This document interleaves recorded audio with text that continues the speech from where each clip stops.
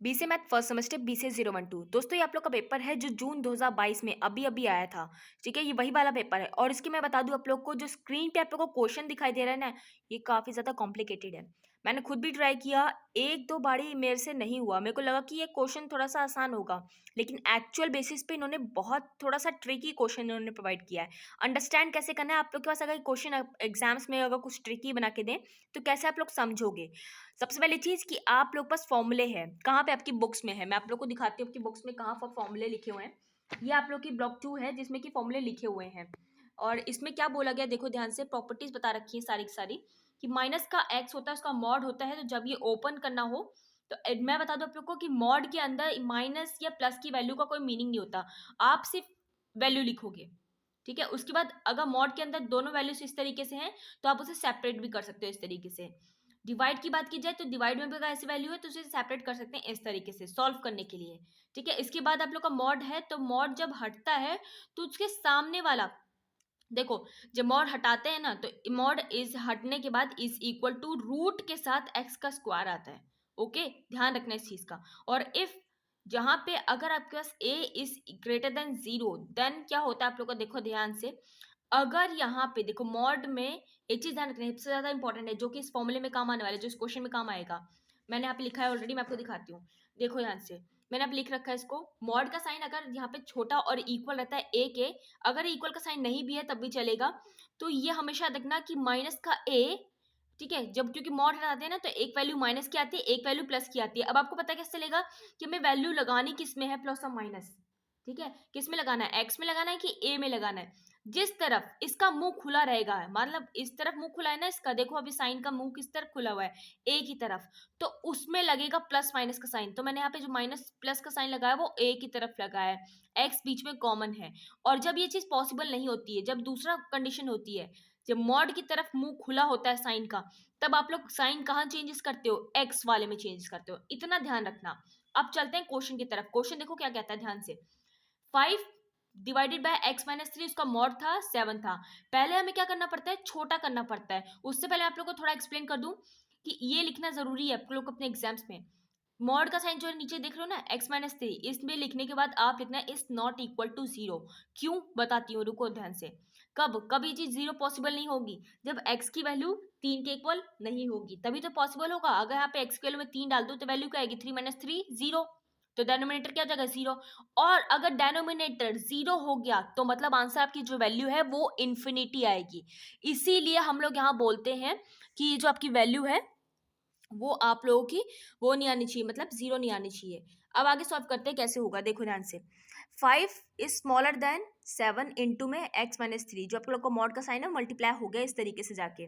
आगे देखो कैसे सॉल्व करेंगे, 7 जो है उधर की तरफ चलेगा मल्टीप्लाई में इस तरीके से, और फिर इसके बाद यहाँ पे हो गया। अब आपको समझना है कि इसे सॉल्व कैसे करना है, यही वाला फॉर्मूला लगाओगे, ये वाला फॉर्मूला। ठीक है, ये जो था मॉड की तरफ मुंह खुला हुआ है ना, तो साइन कहाँ चेंज होगा, मॉड की तरफ पे एक्स माइनस 3 का साइन चेंज होगा। तो मैंने क्या किया, एक बार मैंने माइनस का एक्स माइनस 3 कर लिया और एक बार मैंने प्लस का एक्स माइनस 3 कर लिया। अब पता कैसे लगा कि साइन ये कहाँ पे कौन सा रखा जाएगा। ये हमेशा देखना कि जहाँ ये छोड़ो, पहले पहले बात मैं आपको बताऊँ, बहुत सिंपल सी चीज है। 5 माइनस 7 है ना, ये माइनस माइनस कुछ नहीं है, सिंपल सा 5 माइनस 5 डिवाइडेड बाई 7 है यहाँ पे। ठीक है, 5/7, तो 5/7 लिखना, जैसे ये चीज थी वैसे ही लिखोगे। 5/7 की तरफ मुंह क्या था, बंद था, तो मुंह बंद रहेगा। और दूसरी तरफ मुंह खुला था, वो दूसरी तरफ खुला रहेगा। इतना कर लोगे तो समझ में आ जाएगा कि दूसरी तरफ कौन सा साइन लगना है। ठीक है, ऐसे दिखना है। यहाँ मुंह बंद था तो यहाँ मुंह, मतलब ये जो आपका ये 5/7 है, इस तरफ मुंह खुला होगा एक बार में। ठीक है, इस तरीके से लिखने के बाद देन आप इसे आगे सॉल्व करोगे। एक्स प्लस में ये जो आपका वैल्यू है यहाँ पे माइनस का एक्स, अब ये वैल्यू जो है अंदर की तरफ मल्टीप्लाई होगी, माइनस बाहर था ना, माइनस मल्टीप्लाई होगा अंदर की तरफ। माइनस प्लस क्या होता है, माइनस होता है, तो माइनस ऑफ एक्स आ गया। और माइनस माइनस क्या होता है, प्लस होता है, मल्टीप्लीकेशन है, याद रखना। तो वैल्यू क्या हो जाएगी आपकी, पॉजिटिव की 3 इस तरीके से 5/7 में। और इस तरीके से यहाँ पे भी सेम वही चीज सॉल्यूशन करेंगे। सॉल्यूशन करने के बाद आप लोग का आंसर आएगा ये। अब आप मुझसे पूछोगे कि क्या इसका कुछ वो बनेगा, मतलब डायग्राम वैग्राम जो बनते हैं बनेंगे, नहीं बनेंगे। आपको सिर्फ सेपरेटली वैल्यू लिखनी है। क्या लिखनी है आपको, 16/7, पॉजिटिव है ना, कोई नेगेटिव वेगेटिव वर्ड तो नहीं आया ना। ठीक है, और x क्या है, बड़ा है, x बड़ा है, तो मतलब x जो है हमेशा बड़ा रहेगा 16/7 से। तो 16/7 लिख के आप लोग यहाँ लिखोगे इन्फिनिटी का साइन। ठीक है, और इस वाले में क्या लिखोगे, सेम वही कंडीशन। 26/7 कॉमा इन्फिनिटी, क्योंकि x की वैल्यू जो है वो 26/7 से भी बड़ी आएगी और 16/7 से भी बड़ी आएगी। अब मुझसे आप पूछोगे कि यूनियन क्यों नहीं कर रही हो। यूनियन मैं कर सकती हूँ, यूनियन आप लिख सकते हो, इसको दो तरीका लिखने का है। कैसे लिखोगे, देखो 16/7 दिस यूनियन है आप लोगों का 26/दिस, ठीक है। यूनियन का मतलब जानते हो आपने, अगर सेट रिलेशन फंक्शन पढ़ोगे तो पता चलेगा यूनियन का मतलब होता है कि इसकी भी सारी वैल्यू और इसकी भी सारी वैल्यू मिला के यूनियन बनता है, मतलब दोनों का मिक्सचर, क्योंकि हम वैल्यू तो एक्स की बात ही कर रहे हैं ना यहाँ पे। तो ये चीज ऐसे लिखी जाएगी, ब्रैकेट बनाना, ब्रैकेट में माइनस करना कौन सी वैल्यू को, 16/7 कॉमा 26/7। अभी मैंने क्यों किया मैं आप लोग को एक्सप्लेन कर देती हूँ थोड़ा सा। देखो यूनियन का मतलब होता है, मैं आपको एक्सप्लेन करती हूँ गोले के थ्रू, यहाँ पे सर्कल के थ्रू, सेट रिलेशन और फंक्शन वाले तरीके से। ये ए है, ये बी है, ठीक है। अब मैं बोलूंगी ए यूनियन, मान ली, देखो ध्यान से सुनो, ये 1 2 3 और ये बाहर वाला 4, ठीक है। यूनियन का मतलब होता है कि ये यूनियन होता है, ये बाहर वाली चीज, ये जो पूरा बॉक्स है ना, ये यूनियन है। उसमें मेरे पास दो जो है सर्कल रखे थे, दो मेरे पास बॉल रखी थी एक बॉक्स के अंदर, तो ये यूनियन क्या है, जिसमें ये दोनों बॉल है और ये पूरा का पूरा एरिया कवर आता है। यूनियन में कौन कौन सी वैल्यू आएगी मैं बताऊं तो, कौन कौन सी आप लोग लिखो, 1 2 3 4, ये चारों नंबर्स आएंगे ना यूनियन में। अगर मैं बोलूं ए यूनियन बी, इसमें कौन कौन से नंबर आएंगे, 1 2 और 3, क्योंकि मैंने यहाँ पे क्या बोला, ए और बी के बीच में जो यूनियन है, मतलब इन दोनों के बीच का जो यूनियन है वो क्या होगा, 1 2 और 3। समझ गया बात को, ये मैंने इसलिए लिखा है, ये 16/7 और ये जो आपका इन्फिनिटी है 26/7, इसका इन्फिनिटी 16/7 पहले आएगा, 26/7 पहले आएगा, 16/7 आएगा ना पहले, छोटा कौन है 16 वाला, है ना। तो एक बार बताओ, नंबर लाइन पे 16 पहले आता है और फिर 26 आएगा, और ये बोल रहा है जो आपका क्वेश्चन है कि 16/7 से बड़ा है, ठीक है। एक एक वैल्यू ये आ रही है और एक आ रही है वैल्यू आपकी 26/7 से बड़ा। अब मैं बात बोलूं तो इसमें दो बार, अगर जब मैंने यूनियन ले लिया, इस चीज को यूनियन ले लिया, तो इसमें कॉमन कौन सा पार्ट आ जाएगा, ये वाली वैल्यू आ जाएगी जो आप लोग की इन्फिनिटी वाली आ रही है, ठीक है। तो ये दो बार रिपीटेड हो जाएगी, एक बार तो ये आ जाएगा, इसके बाद ये वैल्यू दो दो बार रिपीटेड हो जाएगी, तो माइनस कर दोगे आप इस चीज को, ठीक है। समझ के बात को, आई होप आपको अंडरस्टैंड हो गया हो। कुछ डाउट्स हो रहे हैं तो मुझसे पूछ लेना। एग्जाम में ये सब लिखने की कोई जरूरत नहीं है, सिंपल इतने ही तक के लिए आप लोग लिख के आना है, तो मेरे को अंडरस्टैंड करने के लिए मैंने आपको बताया। नेक्स्ट क्वेश्चन की तरफ चलते हैं बिना टाइम को वेस्ट किए।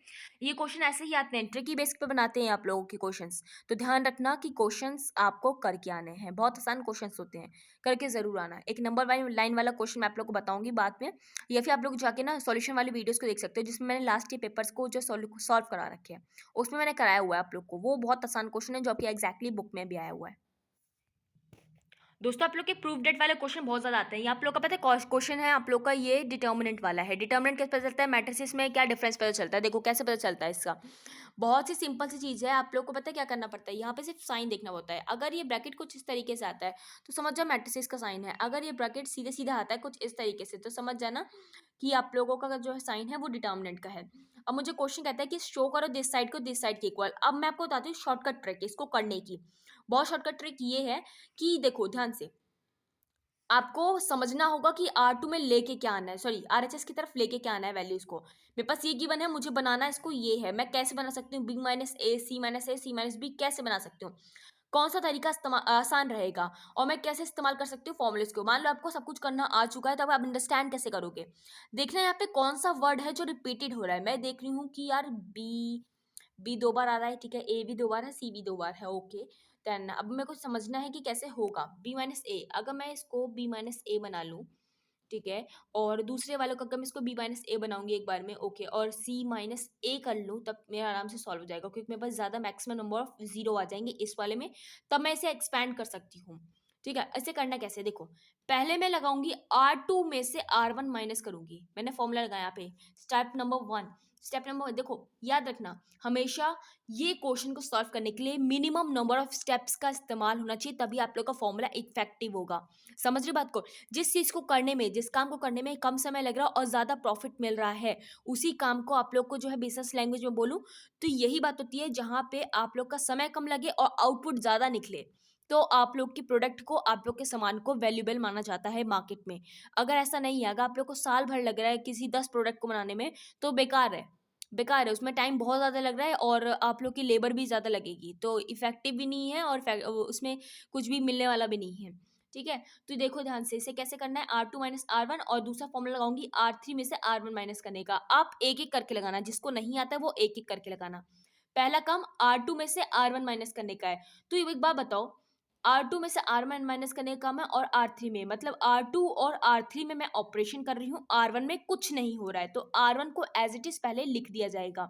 फिर R2 की तरफ चलोगे, अब वो सॉल्व करते हैं। R2 में से R1 माइनस कर देंगे, पहले वाले देखो इसमें से इसको माइनस कर देंगे तो वैल्यू आएगी 0। बी माइनस ए करेंगे तो बी माइनस ए लिखेंगे, ठीक है।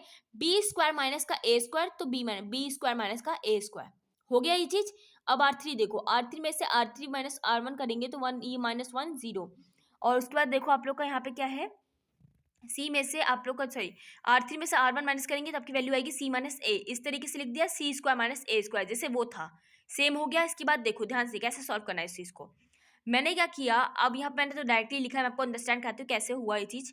बी स्क्वायर माइनस ए स्क्वायर, आप जानते हो, याद होगा जब आप छोटे थे तो फॉर्मूला होता था ए स्क्वायर माइनस बी स्क्वायर। इसका फॉर्मूले का जो वैल्यू होती है ए प्लस बी, ए माइनस बी, ये फॉर्मूला है आप लोग का। तो एक बार ए प्लस बी हो जाएगा और एक बार ए माइनस बी, मतलब ये जो वैल्यू है बी माइनस ए, बी स्क्वायर माइनस ए स्क्वायर था, वो एक बार बी माइनस ए और एक बी प्लस ए हो जाएगा। तो एक बार बताओ, अगर मैं इस पूरी की पूरी रो में से, आपको यहाँ पे पता है क्या लिखना है, मैंने यहाँ पे लिखा नहीं, मैं आप लोग बता देती हूँ। आपको लिखना है take common b minus A and c minus A in R2 and R3। इस तरीके से लिखोगे, b माइनस ए और c माइनस ए आप लोग कॉमन लोगे R2 और R3 में से, ठीक है। तो कॉमन अब लेना है, अब कैसे लोगे आप इस चीज को, b माइनस एक बार बताओ, यहाँ पे जीरो वैल्यू थी, कुछ भी रहेगा तो मल्टीप्लाई होगा तो जीरो ही रहेगा।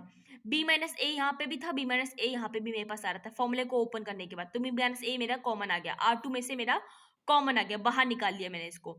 अब इसमें देखो c माइनस ए और यहाँ पे c माइनस ए और c minus B, sorry c minus A और c प्लस ए दोनों आ रहे थे, तो c माइनस ए मैंने यहाँ पे बाहर कॉमन निकाले इस तरीके से, तो आपकी वैल्यू जो है यहाँ पे इस तरीके से c प्लस ए बच जाएगी और ये आपका b प्लस ए बच जाएगा। और जब मेरी अब वैल्यू यहाँ पे बाहर चली गई कॉमन में, तो यहाँ पे वैल्यू 1 1 बच जाएगी।